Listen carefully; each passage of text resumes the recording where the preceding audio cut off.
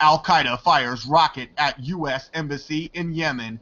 Sam, it sounds like you are in a White House press conference. Can you address this headline? Samuel, Al-Qaeda fires rocket at U.S. Embassy in Yemen. I think the most important thing to remember from that is that I think what Rand Paul, has been saying, and that is that we would not have to do anything right now if we had been smart enough not to do anything before that got us into this mess to start with. And I think that cannot be overstated. That would be my comment on that as soon as I heard about it. That's just the only reason all this is happening is due to bad mistakes that we had made prior. Right. Absolutely. And this article appearing on Routers 37 minutes ago. Of course, Routers. I hope Reuters has their timeline correct since I don't want this to be like World Trade Center 7 falling an hour before it actually fell, thanks to Reuters or Routers or Reuters or Roto-Rooter. An Al-Qaeda splinter group launched a rocket attack on the U.S. Embassy in Sana'a on Saturday this morning, injuring several guards to retaliate for what it said on social media was a U.S. drone strike in a northern province the day before. Guys, should we let the terrorists be on social media? Kyle, what do you think? I don't think we have a choice but to let them on social media.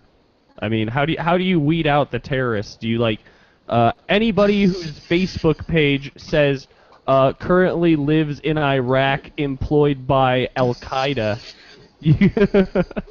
How do you know who they are, and how do you know are people who are just, maybe sympathizers, people who are, somebody like me? I mean, you could take some of my tweets and say that I was an Al-Qaeda sympathizer when I'm not.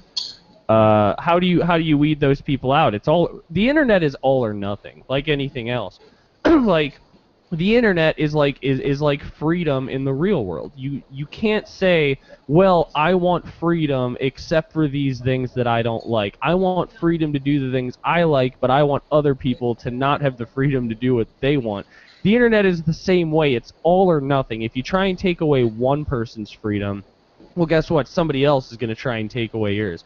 So you can't control them, but it is interesting that it's almost like a new form of warfare that reminds me very much of Marvel Comics, which is like the enemy is very much like up on their marketing and good at editing video, and they do the evil voice and make videos. Like, you remember, like in like the old movies, like the bad guy group would take over the airwaves and they'd be like, America, I'm the bad guy, and they're kind of doing that now.